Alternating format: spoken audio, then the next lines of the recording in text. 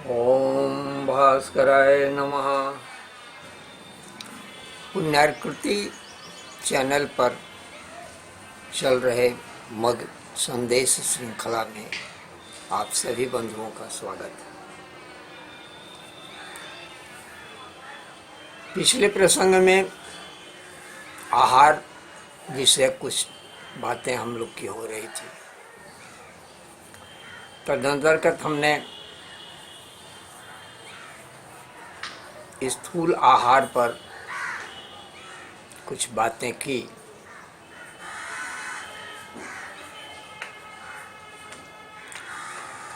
मसालों के विषय में, अन्य खाद्यान्नों के विषय में,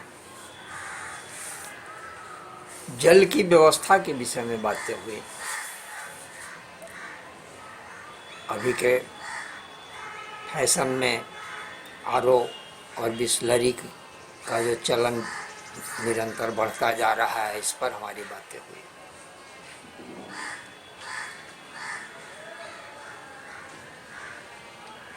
बिसलरी के बोतल जो आप व्यवहार कर रहे हैं, उसे हम थोड़ी देर के लिए क्षम्य मान लेते हैं, किंतु ये 20 लीटर 25 लीटर के गैलनों में जो स्वच्छ जल के नाम पर आपके घरों में जो पानी पहुंच रहा है, आप उसे प्रसन्नतापूर्वक ले रहे हैं। वे लोग जो आरओ यंत्र अपने घर में नहीं स्थापित किए हैं।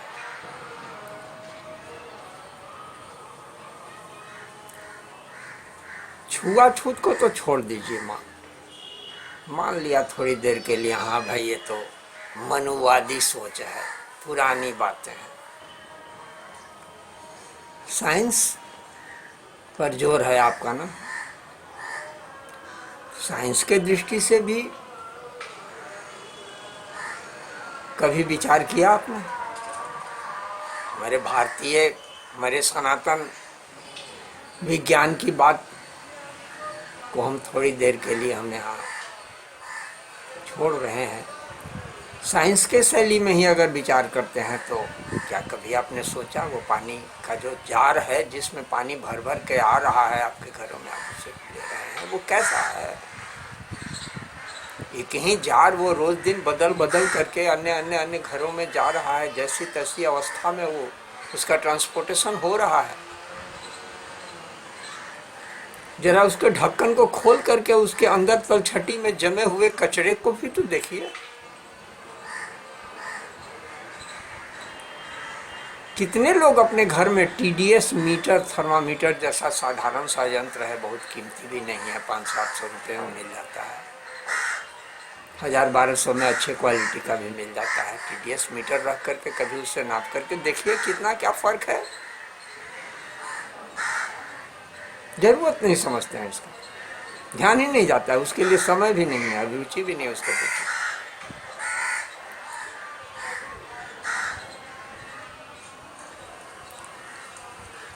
ये सब जो चलन हमारे समाज में बहुत तेजी से बढ़ रहा है,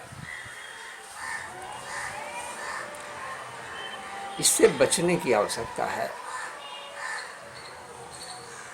आप स्वस्थ रहने की कामना से इन आधुनिक तरीकों का प्रयोग कर रहे हैं, लेकिन सच पूछिए तो इससे आपके धन का अपव्यय हो रहा है, आपके धन की बर्बादी हो रही है। स्वास्थ्य रक्षण जितना आप सोच रहे हैं उतना हो नहीं रहा। अतः आरओ और बिसलरी सबका परित्याग करते हुए बिल्कुल मैंने सुझाव दिया कि घर में 2-4 मिट्टी के घड़े रखें और आपके बोरिंग से, आपके चापाकल से जो भी जल प्राप्त हो रहा है, उस जल को उस घड़े में भर करके उसका ही सेवन करें। थोड़ी और सफाई अगर उसमें चाहते हैं तो जो बिस्लरी कंपनियों को जो आप पैसे दे रहे हैं उसमें तो थोड़ा आपका गैस खर्च होगा। पानी को गर्म कर लीजिए, गर्म करके छान करके घड़े में भर दीजिए और फिर उसकी जांच करके आप स्वयं देखिए, आपको खुद ब खुद ये बातें समझ में आ जाएगी कि आपने अब तक बिस्लरी के नाम पर कितने पैसे बर्बाद किए। तो जल व्यवस्था पर एक बार अपने पारिवारिक जल व्यवस्था पर थोड़ा गंभीर होकर के विचार कर लें।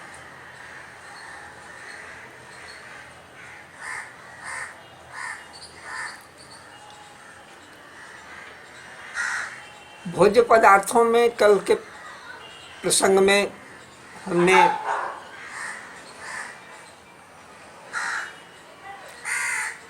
पनीर के व्यवहार पर टिप्पणी की, पिज्जा वगैरह खाने की बातें, जो पनीर से भी निकृष्ट कोटि का चीज नामक पदार्थ के संयोग से बनाया जाता है।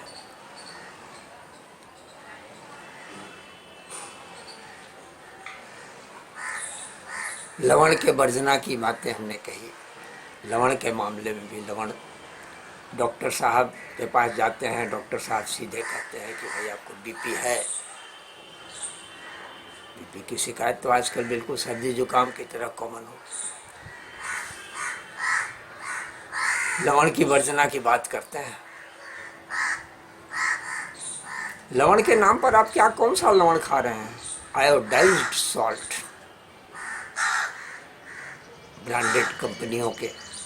वो रॉ फॉर्म में जो नमक था आपके पास वो तो गायब हो गया बाजार में, अब तो खोजने पड़ गया। अब तो दवा के नाम पर भी आप पंच लवण, आयुर्वेद में है पंच लवण, ढूंढने चलिए तो मिलना मुश्किल हो जाता है।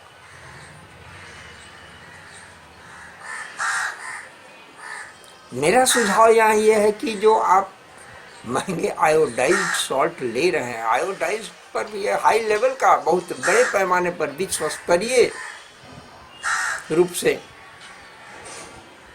ये घोटालेबाजी है। कुछ पहले हमने एक अपना आलेख भी लिखा था, अपने ब्लॉग पर हमने उसको पोस्ट किया था, नमक का काला धंधा, साफ पानी गंदी कहानी। इस तरह से आलेख समय समय पर हम अपने ब्लॉग पर, पुण्यार्ककृति नाम से ही मेरा ब्लॉग भी है, blogspot.com पर, वहाँ भी आप मेरे आलेखों को अवलोकन कर सकते हैं। तो ये आयोडीन की आवश्यकता है, मानव शरीर के लिए है, लेकिन क्या 100% हर क्षेत्र में, हर व्यक्ति को? नहीं। और आयोडीन भी एक तरह से रासायनिक पदार्थ है, और रसायन तो कृत्रिम रसायन, रसायन शास्त्र तो, रसायन तो आपके प्रकृति में भी है। प्रकृतिगत, प्राकृतिक रूप से जो आपको रसायन प्राप्त हो रहा है उनकी बातें अलग हैं, किंतु अप्राकृतिक रूप से कृत्रिम जो पदार्थों का आप उपयोग कर रहे हैं ये आपके लिए हानिकारक है। इससे बचने की आवश्यकता है, उनको समझने की आवश्यकता है, और विज्ञापनबाजी के चक्कर में पड़ने की आवश्यकता नहीं है। विज्ञापन तो विज्ञापन विशेष रूप से आपके बुद्धि को भ्रष्ट करना, मैं तो विज्ञापन का यही अर्थ, विशेष रूप से एकदम सुनियोजित रूप से आपके बुद्धि को भ्रष्ट करना ही विज्ञापन।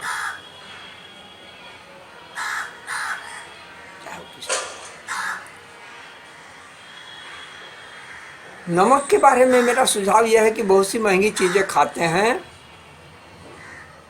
उचित यह है कि बाजार में उपलब्ध है ढोके ढेले रूप में जो आपका सेंधा नमक, प्राचीन चीज बिल्कुल रॉ फॉर्म।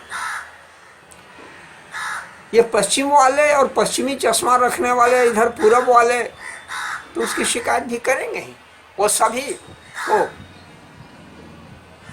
एक ही तुला पर तौल देंगे, सबको एक ही जगह रख देंगे। उनको तो मोटर कार से निकलने वाला डीजल पेट्रोल वाला धुआं, चिमनियों से निकलने वाला काला धुआं और देवदार कपूर से जले हुए धुएं में भी फर्क नहीं समझ में आता। और समझ में नहीं आता है सो बात नहीं है, समझ में तो आता है, वो समझाना नहीं चाहते हैं, क्योंकि समझ जाएंगे तो आपकी आंखें खुलेंगी। इसलिए मेरा निवेदन नमक के संबंध में ये है कि आप उस प्राकृतिक नमक, सेंधा नमक का व्यवहार करें। थोड़ा कड़ा होता है, तोड़ने में थोड़ी कठिनाई होगी, इमामदस्ते में उसको चूर करके थोड़ा और मिक्सी में आसानी से पीस ले सकते हैं, कोई दिक्कत नहीं है। उस नमक की खासियत है, आयुर्वेद शास्त्रों ने उसे लेखन कर्म बताया। लेखन यहाँ लिखने के अर्थ में नहीं है, खरोचने के अर्थ में है।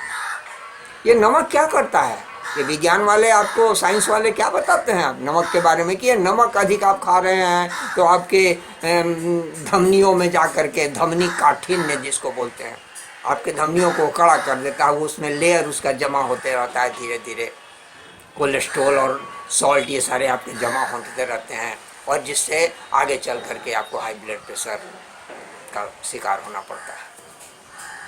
लेकिन मैं ये कहता हूँ कि अन्य नमक खाने की तुलना में यदि आप सेंधव नमक का, सेंधा नमक संस्कृत नाम सेंधव है, सेंधा नमक का प्रयोग कर रहे हैं तो वो आपके लिए हानिकारक नहीं होगा। अगर होगा भी तो अपेक्षाकृत कम होगा, क्योंकि वो लेखन खरोचने का, वो धमनियों को साफ करने का काम करता है। खरोचना है, खरोच करके लेखन कर्म बतलाया गया है उसके गुण में कि लवण का गुण क्या है, तो लेखन कर्म। लेखन यहाँ खरोचने अर्थ में प्रयोग किया गया है। सेंधव नमक का प्रयोग करें, बहुत लाभदायक होगा, उससे आपकी ये परेशानी नहीं होगी। और दूसरी बात है कि रासायनिक जहर जो आप आयोडीन के नाम पर जाने अनजाने खा रहे हैं, आपको आवश्यकता है कि नहीं, लेकिन आप खाए जा रहे हैं, तो इस हानि से भी बचेंगे। और बहुत का फर्क नहीं, 20 रुपये 22 रुपये किलो का आप आयोडाइज्ड सॉल्ट लेते हैं, वो 22 रुपये, वो 25 रुपये किलो पड़ेगा। 5 किलो की उसकी बोरी पैकिंग आती है, 25 रुपये के आसपास वो करीब पड़ेगा। तो आप इसका व्यवहार करने, ये जल और लवण के संबंध में थोड़ी बातें बताना हमें उचित लगा, समीचीन लगा, इसलिए मैंने इसकी चर्चा कर दी। खाद्य पदार्थों में अब एक और बात की चर्चा हम करना यहाँ चाहेंगे।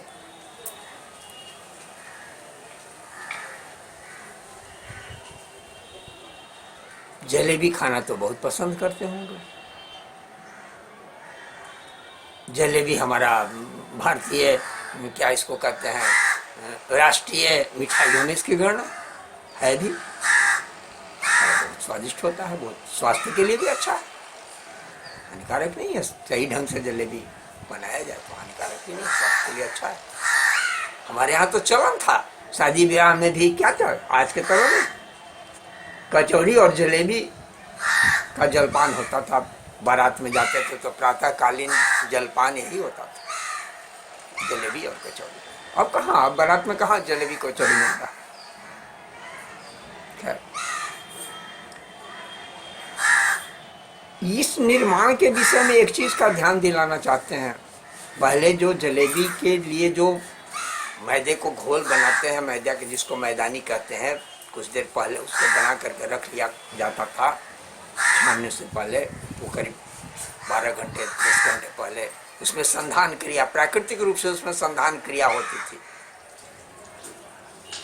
और उससे जलेबी छानते थे, तैयार करते थे। अब तो फास्ट लाइफ में सब कुछ फास्ट चाहिए, आपको जल्दीबाजी में चाहिए।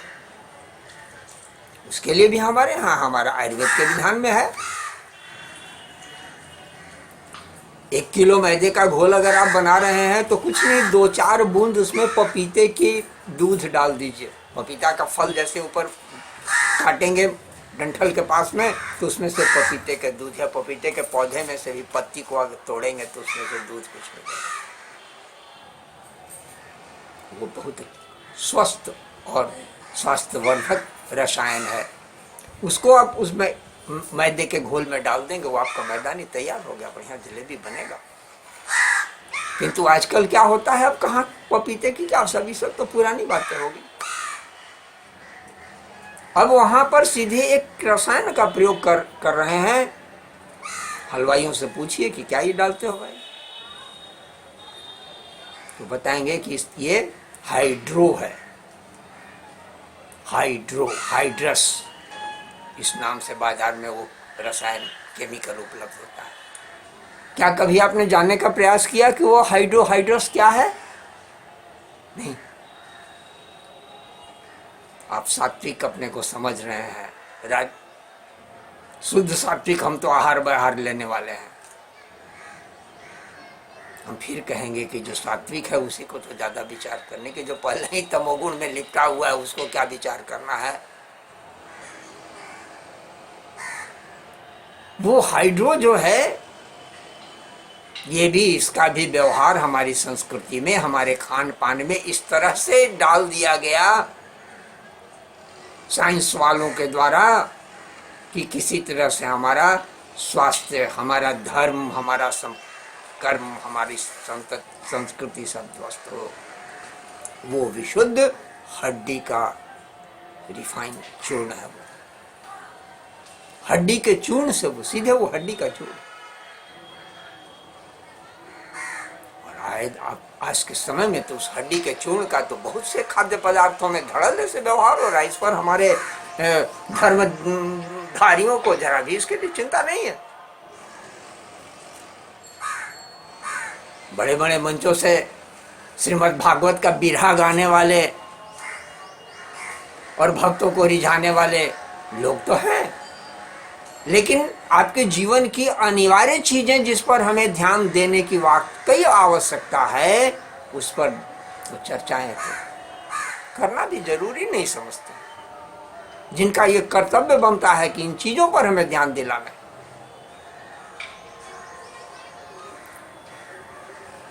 ठीक है, श्रीमद् भागवत की कथा सुना रहे हैं, अन्य कुछ गाथाएं सुना रहे हैं, अच्छी बात है, सुनाना चाहिए, हमारी संस्कृति का वो भी एक प्रधान अंग है।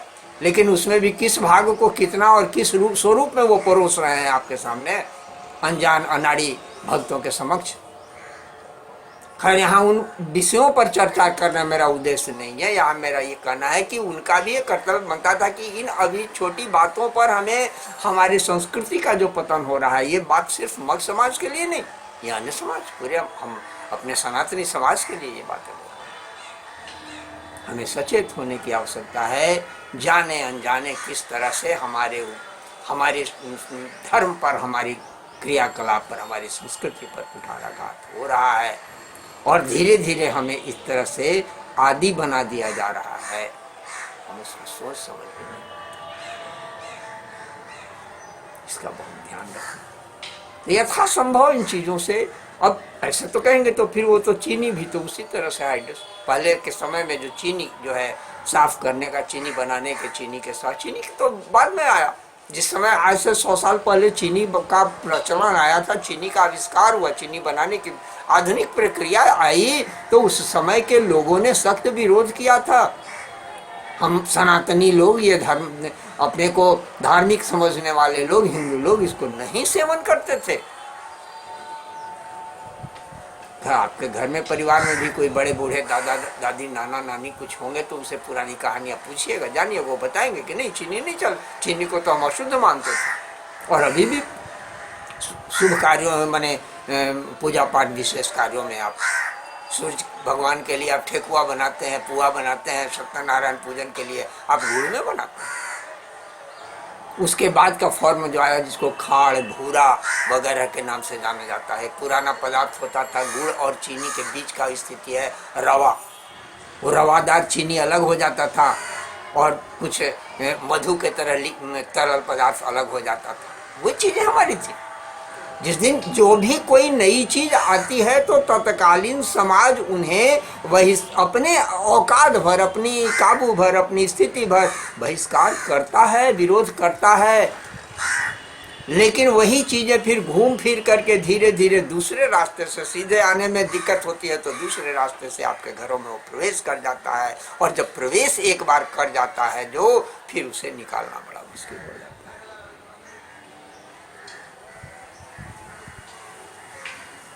चीनी उस स्तर का है उस समय भी, लेकिन उसके बाद में फिर क्या, चीनी का सफाई साफ सुथरा करने का काम जो था वो गंधक नामक रसायन से, गंधक सल्फर जिसको कह रहे हैं अंग्रेजी में, गंधक नामक रसायन से उसका होता था।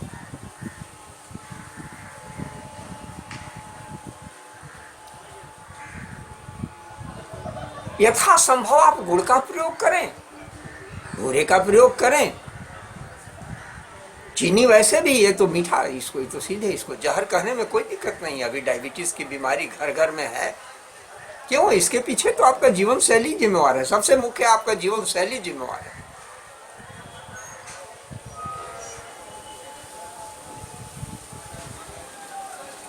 जीवन शैली में अगर सुधार कर लेते हैं तो डायबिटीज की जो बीमारी है, मधुमेह की जो बीमारी है, ये कंट्रोल में रहेगा। गुड़ का व्यवहार करेंगे, डायबिटीज कंट्रोल में रहेगा। आप अपने खान पान का में सुधार कर लें, खाने पीने की चीज़ों पर ध्यान दें कि क्या खाएं और क्या हम न खाएं का ध्यान रखें, बैलेंस करके संतुलित रूप से आहार को लेकर के चले, डायबिटीज आपका बैलेंस रहेगा। होगा ही नहीं, और होगा भी तो बैलेंस है। चीनी तो वैसे भी एकदम जहर है।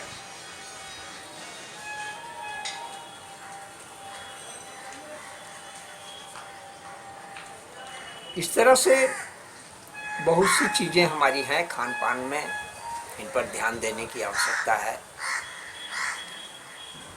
आहार विषय पर की बातें चल रही हैं। भोजन के समय पर हमने पिछले प्रसंग में चर्चा की थोड़ी कि आप भोजन के समय को पर विचार कीजिए। हम एक वक्त अलोन भोजन, बृहस्पति पाठक जी ने अपने मौकोपाख्यान में भी इस पंक्तियों को दोहराया है। एक वक्त अलोन भोजन, 24 घंटे में एक बार हम लोग खाने वाले मगी थे, शाकदीपीय थे, सूर्यांशी थे, और वो भी सूर्य के मैंने सूर्यास्त के बाद, तो फिर ठोस आहार नहीं लेते थे। ये हम नहीं कर रहे हैं कि अभी वो आज के समय में जिस समय की बात है पुरानी, लेकिन कम से कम अभी भी जैन संप्रदाय में देखते हैं लोग रात्रि भोजन नहीं लेते हैं।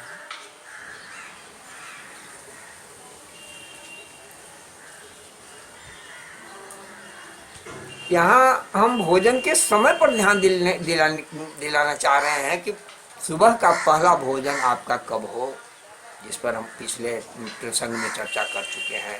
इसी तरह से फिर रात का भोजन भी है। रात्रि के प्रथम प्रहर में, यानी 9 बजे तक रात का भोजन आपका हो जाए।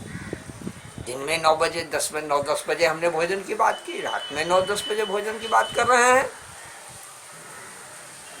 और इसके बीच में यथावश्यक बहुत जो आवश्यक हो तो कुछ सामान्य रूप से अल्पाहार अपने भारतीय शैली का कुछ लें। सुबह का नाश्ता करने करके थोड़े देर से भोजन करना चाहते हैं तो वैसी स्थिति में भी तो बहुत तरह से आपके ये आधुनिक चीज़ों को ग्रहण करने से कहीं अच्छा होगा कि परंपरागत जो हमारे चीज़ें थी, चना मूंग वगैरह भिगो करके सुबह के नाश्ते में लेना। हाँ, कुछ जो अभी जो भोजन के प्रति जो लोग कुछ सचेत हो रहे हैं वो इन चीज़ों पर ध्यान दे रहे हैं। चना और गुड़ का नाश्ता अगर सुबह में लिया जाए तो पित्त की विकृति बिल्कुल नहीं होने देगा, पेट भी आपका साफ रहेगा।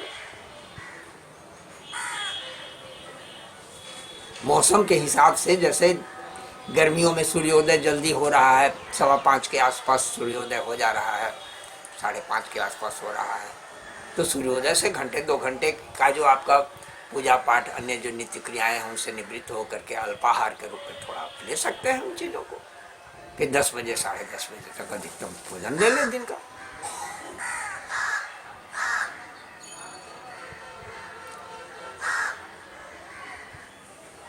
तो इस तरह से खान पान को अगर आप संतुलित रखेंगे, व्यवस्थित रखेंगे, समय पर जगेंगे, समय पर सोएंगे। अब लेट नाइट तो भाई जगे रहना, अभी मोबाइल, टीवी और बहुत तरह के चीजें हैं, कुछ आवश्यक गैजेट्स हैं और कुछ गैजेट्स तो आवश्यक हैं, लेकिन उनका प्रयोग आप गलत ढंग से करें। उस प्रयोग को बैलेंस कीजिए, प्रयोग को संतुलित कीजिए। गैजेट का प्रयोग तो ये मैं भी कर रहा हूँ आपके सामने। अगर ये गैजेटों का प्रयोग नहीं, आधुनिक गैजेटों का प्रयोग नहीं करता होता तो आप तक में नहीं पहुंचता। आपसे ये संवाद भी हो रहा है तो इन गैजेट के माध्यम से हो रहा है। मैं ये नहीं कह रहा हूँ कि साइंस की दी हुई सारी चीजें गलत ही हैं। माचिस की तिल्ली बनाने वाले ने तो बना दिया, आप ये आप पर निर्भर करता है कि उसे आरती का दिया जला रहे हैं, घर का चूल्हा जला रहे हैं कि पड़ोसी का घर फूंक रहे हैं। इसलिए प्रयोगों पर ध्यान समझ करके, उस पर सजग रह करके ध्यान देने की आवश्यकता है, करने की आवश्यकता है। आहार की चूंकि बातें चल रही हैं और हम चाहते हैं कि अभी इस प्रसंग में हम ठोस आहार विषयक बातों को हम इसी कड़ी में हम समाप्त कर लें। आगे थोड़ी फिर अगले प्रसंग में स्थूल के बजाय वहाँ सूक्ष्म आहार पर थोड़ी चर्चा करेंगे। ठोस यानी स्थूल आहार पर चर्चा इसी में हम समाप्त करना चाहते हैं। इसमें थोड़ी सी बात एक ध्यान दिलाना बहुत आवश्यक लग रहा है, परिवेशन संबंधी। ये बड़ी कमी हम देख रहे हैं। कहीं जाते हैं किसी के घरों में, पंक्ति बैठ कर, ठीक है डाइनिंग टेबल पर आप बैठे हैं कि चौकी पर बैठ कर खा रहे हैं या जमीन में बैठ कर खा रहे हैं, 4 लोग बैठ के, 5 लोग बैठ के घर परिवारी हैं, बाहरी मेहमान हैं या घर परिवारी, आप खा रहे हैं। परिवेशन का अजीब स्थिति है। कहीं कहीं हमारे सोच को क्या हो जाता है समझ में नहीं आता। थाली लगी हुई है, भोजन सब लोग शुरू कर चुके हैं, बाद में दोबारे जिसको कहते हैं परोसन लेना, रोटी 2 रोटी पहले थाली में पड़ी थी, हम खा चुके हैं, 2 रोटी और ले रहे हैं, सब्जी ले रहे हैं, तो परिवेशन जो परोसने दोबारे जो दे रहे हैं, क्या अजीब तरीका आधुनिक परिवारों में देख रहे, सीधे उसमें चम्मच से दे रहे हैं, कलछुल से दे रहे हैं, हाथ से ही रोटी दे रहे हैं, तो सीधे आपके थाली में रख दिए। क्या है? जूठा का आप परिभाषा ही और शब्द ही भूल गए हैं। ये जूठन हुआ, अब कहाँ तो जूठा होगी। एक व्यक्ति खा रहा है, वो सारे उसको तरह के। अभी आधुनिक लोग तरह तरह की बचकानी बातें इन सब पर तर्क देने लगेंगे। और छुआ गया तो जो छुआ गया उससे क्या हो गया, समझने की आवश्यकता है। हमारे ऋषि महर्षि बेवकूफ नहीं थे, मूढ़ नहीं थे। अब आधुनिक लोगों की तरफ क्यों निर्देश दिया है जूठा को अलग पता, सकरी क्या होता है, जूठा क्या होता है। सकरी शब्द तो एक और अजीब है, इसको तो बहुत से शब्द का अर्थ नहीं जानते। मगही में हम लोग सकरी शब्द, इसको थोड़ी चर्चा करेंगे अभी। अरे 1 इंच ऊपर से 2 इंच ऊपर से गिराइए थाली में, क्या दिक्कत है। सीधे हम तो कई जगह ऐसा अवसर होता है, अनजान लोगों के परिवार जाते हैं खाने के, और तो बस नहीं आवश्यकता नहीं है। प्रयास होता है कि हम दोबारा हमको लेने का अवसर न मिले, और वैसे भी नियम तभी नहीं लेना चाहते हैं। घर में भी है तो एक बात जो अपना खिलाने वाले जान रहे हैं कि मेरा क्या डोज है, तदनुसार 4 रोटी मिली, खा ली, खा। तो ऊपर से फिर परोसन के रूप में न लेना, ये एक अलग नियम है, अलग बात है। लेकिन हम यहाँ ध्यान दिला रहे हैं परोसने वाले के क्रियाकलाप पर, कि सीधे न इसको अभद्रता में मान ली कि अरे ऊपर से गिरा रहे हैं, बदतमीजी हो रही है। नहीं, वो जूठा हो रहा है, ये पर ध्यान नहीं है, बदतमीजी आपको दिख गई। ये उसी शैली में है कि वो अंग्रेजी वाले जैसे उनके यहाँ तो यू माने आप भी होता है, यू माने तुम भी होता है। हिंदी में अगर किसी को तुम बोल देंगे तो थोड़ा बुरा लगा, मुझे आप नहीं बोला तुम बोला। अंग्रेजी में यू बोले तो कोई फर्क ही नहीं है ना, वहाँ तो उनके पास एक ही कंगाल डिक्शनरी में एक ही शब्द है उनके लिए। यू के लिए भी वही है, आपके लिए भी वही है। कुछ वैसे ही बातें हम भी हो गई, यहाँ ध्यान देने की आवश्यकता है। नहीं, और ये तो अब जुठा हो रहा है, ऊपर से 1 इंच ऊपर से गिरा देंगे। अगर हम थाली में कायदे से गिरा देंगे, चम्मच से हम परोस रहे हैं, चम्मच मेरा टच नहीं किया, ठेका नहीं, तो अभद्रता हो जाएगी। ये परिवेशन की ये भयंकर आधुनिक बीमारी तो प्रायः देखने को मिल रहा है। इस पर ध्यान देने की आवश्यकता है। कम से कम अन्य की, फिर हम कहेंगे कि अन्य की बात छोड़े भाई, हम अपने समाज को, अपने लिए, अपने परिवार को, हम अपने मग समाज को जागृत करने की, मग समाज को ये बात का ध्यान दिलाना है। हमारे यहाँ तो बहुत सारे नियम, बहुत सारी परिपाटियाँ थी परिवेशन का। अभी के आहार विषयक इस प्रसंग को हम अब यहीं समाप्त करना चाहेंगे। अगले प्रसंग में अब सूक्ष्म आहार पर थोड़ी चर्चा करेंगे, लेकिन आहार से ही जुड़ा हुआ एक और विषय है पात्र विचार वगैरह। इस पर थोड़ी चर्चा अगले प्रसंग में करना पसंद करेंगे। तो इसी तरह से आप नियमित बने रहिए। अभी इस कड़ी को विराम देने के लिए कमलेश पुन्नार को अनुमति दे। जय भास्कर, जय भास्कर, जय भास्कर। हरि ओम।